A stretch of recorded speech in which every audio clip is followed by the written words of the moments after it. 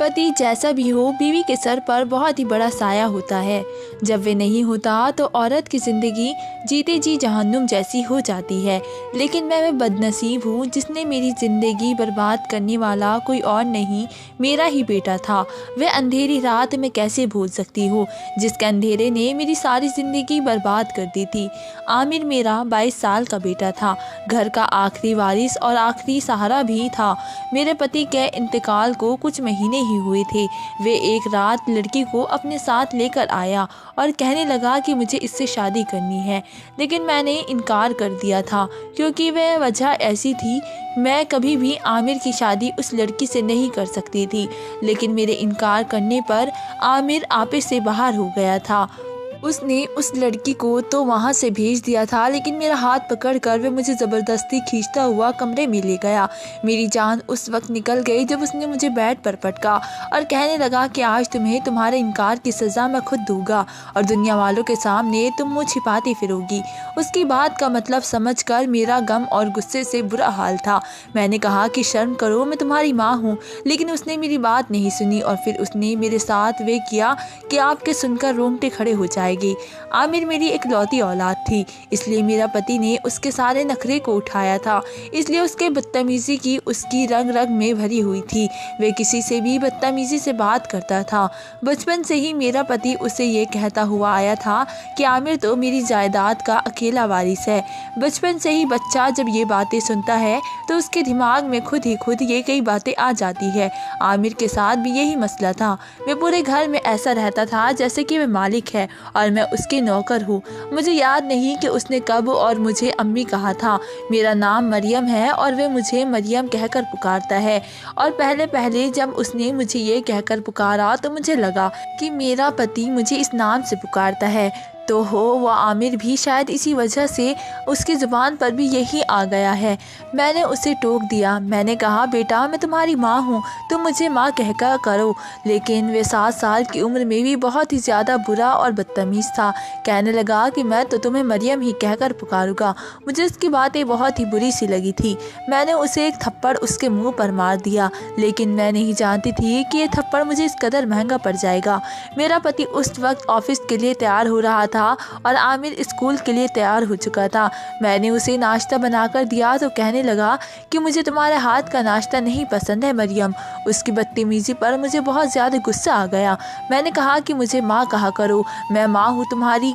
वह कहने लगा कि तुम मेरी नौकरानी हो और मैं तुम्हें नौकरानी कहकर ही बुलाऊंगा। मुझे उस पर बहुत ज़्यादा गुस्सा आया। मैंने उसके मुँह पर थप्पड़ दे मारा, लेकिन मैं नहीं जानती थी कि उसका अंजाम मुझे तड़पा कर रख देगा। वह रोने लगा और उसी बीचों बीच में मेरा पति कमरे में बाहर निकल आया और आमिर से रोने की वजह पूछने लगा। आमिर ने मेरी तरफ इशारा से कहा कि इस औरत ने मुझे थप्पड़ मारा है। मैंने कहा कि ये मुझसे बदतमीज़ी से बातें कर रहा था, मुझे अम्मी के बजाय मुझे नौकरानी कहकर बुला रहा था। मेरे पति ने मेरी बात मुकम्मल नहीं सुनी और मेरे मुँह पर तेज़ी से थप्पड़ मार दिया और कहने लगा कि होती कौन हो तुम मेरे बेटे पर हाथ उठाने वाली? तुझे तो मैं अभी बताता हूँ मेरे बेटे पर हाथ उठाने का अंजाम क्या होता है।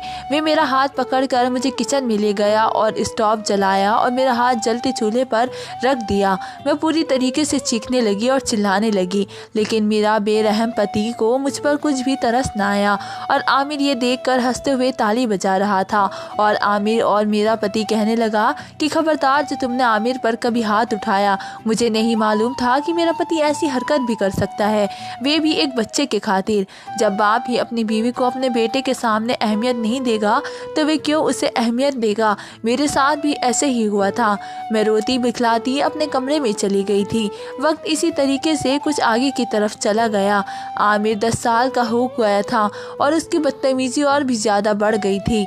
वे स्कूल से आता तो मैं खाना तैयार करके रख देती थी, क्योंकि अगर थोड़ी सी भी देर हो जाती तो वो तूफ़ान खड़ा कर देता था।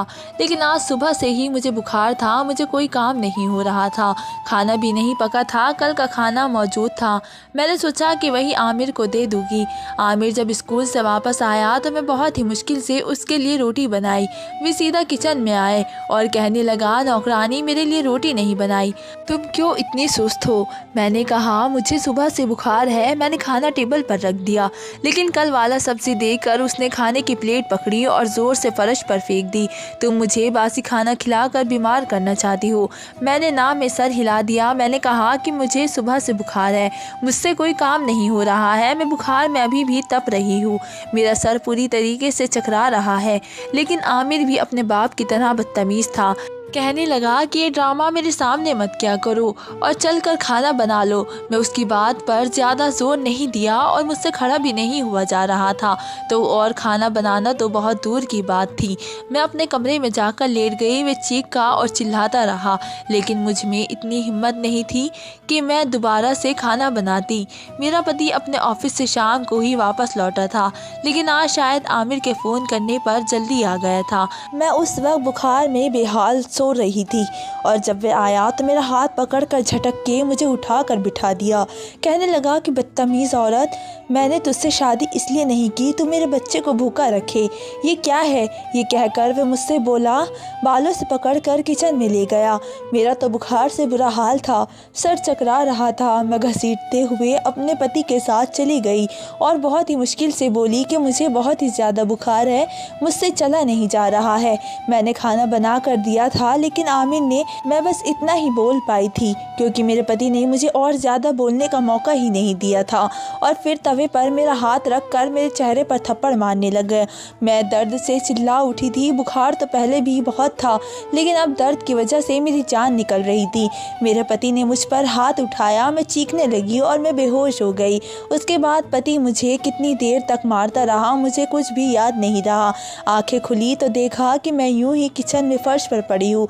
मेरे हाथ जले हुए थे, मेरे बाल बिखरे हुए थे, मेरा पूरा वजूद दर्द से कहरा रहा था। बुखार अभी भी था, लेकिन उसके बावजूद मैं घसीटते हुए उठकर पीछे हुए दरवाजे से टेक लगा कर बैठ गई। और रात का कौन सा टाइम था जब मुझे कदमों की आहट सुनाई दी। आमिर चलता हुआ किचन में आया और आकर मेरे सामने मुस्कुराहट करते हुए कहने लगा कि जब नौकरानी मालिक का काम ना सुने तो उसका यही हशर होता है।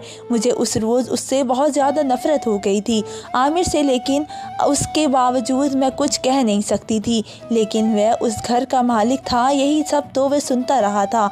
उसने तो अभी तक अपनी माँ का ज़रा भी इज्जत ना रही थी। पति ने मुझे अगले कई रोज़ तक कोई बात नहीं की थी, ना ही मुझे दवा ला कर दी थी। मैं घरेलू नुस्खे अपनाती हुई अपनी तबीयत ठीक करने लगी थी। उसके बाद तो कैसे भी हालात हो, चाहे मैं मर भी रही हूँ, तो मैं आमिर की बात को कभी रद्द नहीं किया था। उसके लिए ताज़ा खाना बनाया था और उसके हर ताने को खामोशी से सहा करती थी, लेकिन उसके बावजूद उसका रवैया भी सही नहीं जा रहा था। पति ने अभी भी अब मुझसे बात करनी छोड़ दी थी।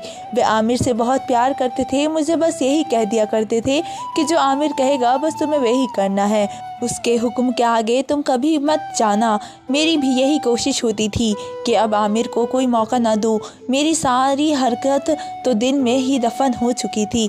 मतलब आमिर 12 साल का हो चुका था, अब समझदार था, लेकिन उसकी नफ़रत और बदतमीज़ी तो उसकी बहुत ही ज़्यादा बढ़ गई थी। वह मुझे कभी भी तमीज़ से बुलाया ही नहीं करता था। एक रोज़ वह घर पर ही था, आज उसने स्कूल से छुट्टी की थी। मैं जब उसके कमरे के बाहर गई तो मुझे अंदर से एक अजीब सी बदबू आने लगी। मेरे तो रोंगटे खड़े हो चुके थे। मैंने एक झटके से जब दरवाज़ा खोला तो अंदर आमिर बैठा था और उसके हाथ में सिगरेट था। वह नींद में बैठा हुआ सिगरेट पी रहा था। मेरा तो पैरों के नीचे से ज़मीन निकल चुकी थी। 12 साल के लड़के के हाथ में सिगरेट थी। मैंने आगे बढ़कर आमिर के हाथों से वे सिगरेट छीन ली और फिर उसके चेहरे पर थप्पड़ लगा दिया। मैंने कहने लगी कि तुम्हारी हिम्मत कैसे हुई इसको हाथ लगाने की? क्यों अपनी जान के दुश्मन बन बैठे हो? आने दो, तुम्हारे बाप को आज ही बताती हूँ। लेकिन आमिर ने तो हद ही पार कर दी। वह गुस्से से उठा और बिना लहजा किए हुए मेरे चेहरे पर थप्पड़ दे मारा। मैं सुन में खड़ी हुई खामोश हो गई थी। वह मेरा बेटा था और अपनी माँ पर हाथ उठा चुका था। मैंने बेयकीनी से ऐसा आमिर की तरफ देखा और बोली कि तुम्हें एक पल के लिए शर्म नहीं आई? मैं तुम्हारी माँ हूँ, तुमने मुझे ही थप्पड़ मार दिया। वे मुझे धक्का देकर और कहने लगा कि चल चल निकल यहाँ से। तू मेरी माँ नहीं है, सिर्फ एक नौकरानी है जिससे मेरा बाप झोपड़ी से उठा कर लाया था ताकि वे घर के साफ सफाई कर सके और मेरा हर हुक्म मान सके। दोबारा खुद को मेरी माँ कहा तो इससे भी बुरा हशर करूँगा। उसके मुँह से जब ये सुना तो मेरे तो जान निकल गई। मैं रोने लगी। खामोशी से उसके कमरे से बाहर निकल कर आ गई थी। हाँ, ये सच था कि मैं सौतेली माँ थी, लेकिन थी तो माँ ही। मैंने उसे पाल पोस कर इतनी उम्र तक पहुँचा दिया था, लेकिन उसने आज भी मुझे बिल्कुल ही हद कर दी थी। मुझे आज भी वे रात याद थी जब मेरी माँ ने मुझे रुखसत करके आमिर के अब्बू के साथ भेजा था। मेरा ताल्लुक बहुत ही ज़्यादा गरीब घराने से था। आमिर बाप जैसे लड़के का रिश्ते में मेरे लिए आना उनके लिए बहुत ही ज़्यादा खुशी थी, और क्योंकि वे बहुत ही अच्छा खाते कमाते थे। मैं तो जवान थी, लेकिन आमिर के अब्बा बहुत ही ज़्यादा उम्र के थे। लेकिन मेरे माँ बाप ने ज़रा भी सोचे समझे बगैर मेरी शादी आमिर के पापा से कर दी थी, और रुखसती से पहले मेरी माँ ने हाथ जोड़कर मुझे यही कहा था कि तुम उस घर में कोई दूसरी बीवी बनकर जा रही हो। आमिर का एक माँ की तरह ख्याल रखना, अपने पति को कोई शिकायत का मौका न देना। ये ना हो कि कल तक तुम पर कोई बात आए और वे तुम्हें घर से बाहर निकाल दे।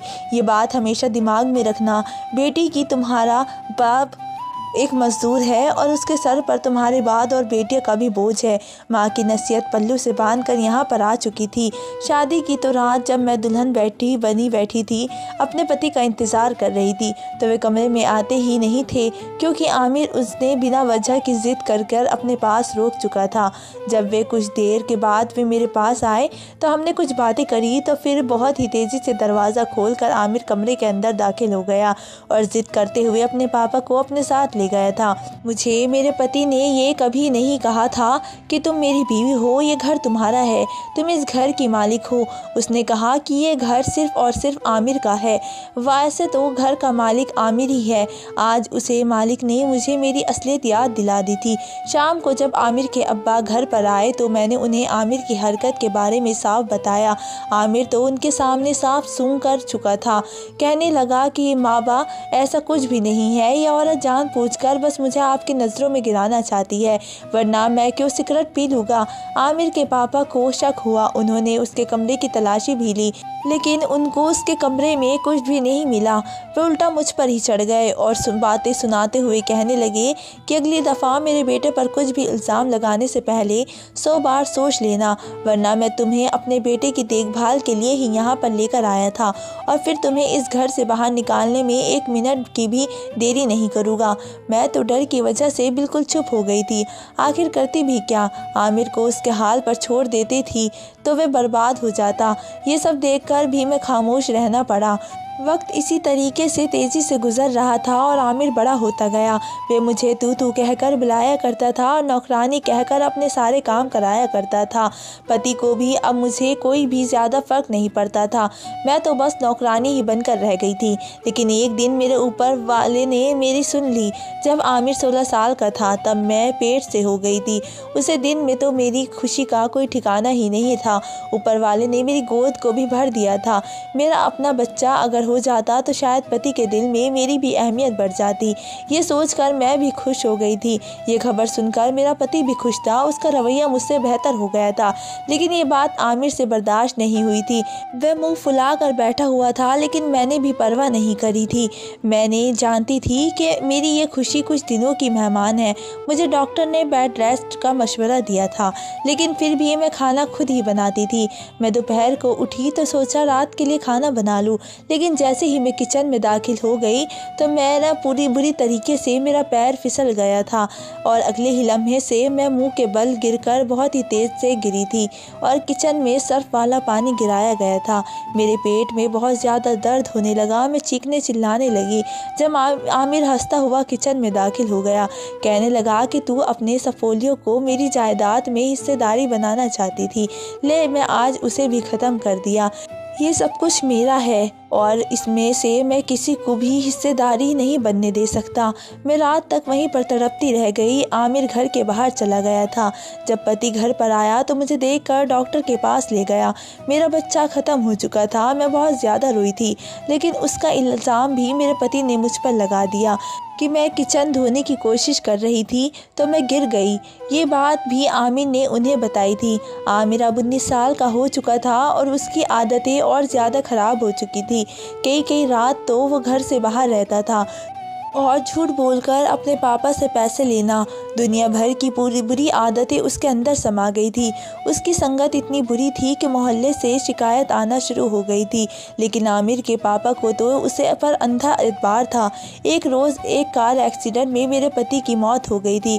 उनका साया सर पर था तो मैं खुद को महफूज समझती थी, लेकिन अब उनके जाने के बाद तो मैं बिल्कुल ही तन्हा हो चुकी थी। आमिर तो कभी भी मेरा ना बना था। भला मैं मुझसे कहाँ मोहब्बत करता। बाप की वफ़ात पर वह भी दुखी रहा था, लेकिन फिर सब कुछ भूल भाल कर ज़िंदगी के मज़े लूटने लगा था। वह तो अब मुझसे और ज़्यादा बदतमीज़ी करने लगा था। एक रोज़ उसने ऐसा किया कि उसके बाद मैं कभी सोचा भी नहीं था, और एक लड़की को लेकर घर पर आ गया था। वह लड़की बहुत ज़्यादा रो रही थी, गिड़गिड़ा रही थी। आमिर उसे चुप करने लगा। मैं आमिर को कभी देखती हुई कभी उस लड़की को देखती थी। आमिर उस लड़की को किडनैप करके लेकर आया था। वह रोती हुई मुझसे कहने लगी, आंटी ऊपर एक वाले के वास्ते मुझे बचा लो, ये आमिर मुझे मार देगा, ये ज़बरदस्ती मुझसे शादी करना चाहता है। आमिर गुस्से से कहने लगा कि मैं आज और अभी उसके साथ शादी करने वाला हूँ। ये नौकरानी जाकर मेरा कमरा सजा। आज मेरी सुहागरात है। मैं किसी तरीके से भी उसकी शादी उससे नहीं होने देना चाहती थी। वह लड़की डर की वजह से मुझे लिपट कर माफ़ी मांगने लगी, और वह मासूम लड़की तो कॉलेज में पढ़ती थी, गरीब बाप की बेटी थी, और वह उस लड़के की ज़बरदस्ती शादी कर रहा था। उसने उस लड़के को बहुत ही फंसाने की कोशिश करी, और जब वह उसके झांसे में ना फंसी तो उससे ज़बरदस्ती शादी कर रहा था और उसे ज़बरदस्ती घर पर लेकर आ गया था। आमिर इस हद तक गिर सकता था, मैं सोच भी नहीं सकती थी। मैं उस लड़की को आमिर से छुड़वा कर अपने पास लेकर आ गई और गुस्से से कहने लगी कि मैं तुम्हें इस लड़की के साथ ज़बरदस्ती कभी भी नहीं करने दूंगी। जाकर इसे वापस छोड़ कर आओ, वरना मुझसे बुरा कोई नहीं होगा। वह हद पार करते हुए मेरे पास आया और मुझे झांकते हुए बोलने लगा कि क्या करेगी तू और क्या कर सकती है। नौकरानी मुझे धमकी देगी, तेरे तो पर निकल आए हैं, चुपचाप लड़की को तैयार कर, वरना मैं आमिर को डांटने लगी और मैंने कहा कि मैं तुम्हारी शादी कभी भी उस लड़की के साथ नहीं होने दूंगी। अगर तुमने उसके साथ ज़बरदस्ती की तो मैं पूरे मोहल्ले को तुम्हारे करतूत के बारे में बताकर तुम्हारे खिलाफ रिपोर्ट लिखवा दूंगी। लेकिन आमिर तो आग बबूला हो चुका था। उसकी शान को ठेस पहुंच गई थी कि उसकी सौतेली माँ ने उसे ज़बान लगाई है, और वह मेरे करीब आया और मेरा हाथ पकड़कर कहने लगा, तेरी इतनी हिम्मत मेरे सामने ज़बान चलाएगी? आखिर मुझे किसने इजाज़त दी इतना बोलने की कि तू मेरे सामने खड़े होकर इतना ज़्यादा बोल सके? आज मैं तेरा बेहाल करूँगा कि तू तेरी जैसी औरतें 10 जन्म तक मेरी हालत याद रखेगी। और मैं तो इससे डर की वजह से देखने लगी थी, इससे पहले कि कोई और काम करती थी। और आमिर मुझे पकड़कर कमरे में ले गया था और बेड पर पटक दिया। मैं हैरत से बेयकीनी से आमिर को देख रही थी। आखिर ये क्या करने वाला था? आमिर जो दिख रहा था दिमाग मारने को तैयार ही ना था। वे दरवाज़ा बंद कर चुका था और मैं हैरानगी से उसे देखती रह गई थी कि आखिर वे करना क्या चाहता है। वे मेरे पास आया और मेरा फिर बोला कि अब देखना मैं तुम्हारा क्या हश्र करता हूँ। तुम मेरी सारी ज़िंदगी किसी को मुँह दिखाने के लायक नहीं रहोगी। उसका लहजा सुनकर मैं तो दंग रह चुकी थी। आखिर वैसा भी क्या सोच सकता था। मैं गुस्से से उसकी तरफ देखने लगी और एक तेज से थप्पड़ उसकी मुँह पर दे मारा और वे बिलबिलाता उठा और मैं उसके चेहरे पर थूक कर बोली कि शर्म करो, माँ का दर्जा रखती हूँ, तुम्हारा अंधे मत बनो। तुम इंसान हो या जानवर, नहीं तो खुद को इतना मत गिराओ कि दोज़ख में भी तुम्हें जगह न मिले। उसकी आंखों में तो जैसे खून उतर चुका था। फिर उसने मुझे अपनी गिरफ्त में लेकर मेरे साथ जो गलत हरकत करनी चाहिए वे सोचकर ही मेरे रोंगटे खड़े हो गए। उसे पर तो जैसे किसी मेरी बात का कोई असर ही नहीं हुआ था। मैं सौतेली ही सही मगर उसकी माँ थी, उसके पर मरे हुए बाप की बीवी थी। मैंने उसे अपने आप से दूर किया, लेकिन वह तो मुझे ज़बरदस्ती करना चाहता था। उसने दोबारा बिस्तर पर पटक दिया। बालों से बोझ कर गालियाँ बकता हुआ मुझसे ज़बरदस्ती करने लगा। मैं ऐसे हार नहीं मान सकती थी। आमिर जैसे दरिंदे लड़के को आज सबक सिखाना बहुत ज़्यादा ज़रूरी था। मैंने साइड टेबल पर मौजूद कांच का गुलदान उठाया और आमिर के सर पर देकर मार दिया। मैंने आमिर के सर पर वार किया। वह ज़मीन पर गिरकर तड़पने लगा। खून की फव्वार बहने लगी थी। उसके सर में कांच के टुकड़े फंस चुके थे और वे तड़प रहा था। मैं हांफती हुई आमिर को देख रही थी। फिर आखिरी बार उसके सर पर दोबारा से गुलदान पटक कर बोली कि थू है तुम पर और तुम जैसों पर, मुझे शर्म आती है। वे नासूर हो जिसे तुम पैदा होते ही मर जाना चाहिए था। तुम इंसान नहीं हो, सांप हो जिसे दुनिया जहाँ की इज्जत और मोहब्बत देकर भी देख ली। उसके बावजूद वे अपने ही पालने वालों को डसना नहीं छोड़ता है। आमिर ज़मीन पर गिरा तड़प रहा था और चिल्ला रहा था और मदद मांग रहा था, लेकिन मैं वहीं पर ज़मीन पर टाइम पर पड़ी थी और रो रही थी। आमिर की सारी बचपन की यादें बदतमीज़ी मेरे दिमाग में किसी फिल्म की तरह चलने लगी थी। मैंने एक नज़र अपने वजूद पर डाली। बिखरे बाल और जगह जगह से फटे हुए कपड़े। मुझे अपने आप से घिन आ रही थी और आमिर की तरफ देखा तो अब उसने हिलना बंद कर दिया था। अब वह मर चुका था। उसका खून मेरी तरफ आ चुका था, लेकिन मैं उसी तरीके से बैठी उसे देखती रह गई थी। तो दोस्तों, आपको मेरी कहानी कैसी लगी मुझे कमेंट करके ज़रूर बताएं। धन्यवाद दोस्तों।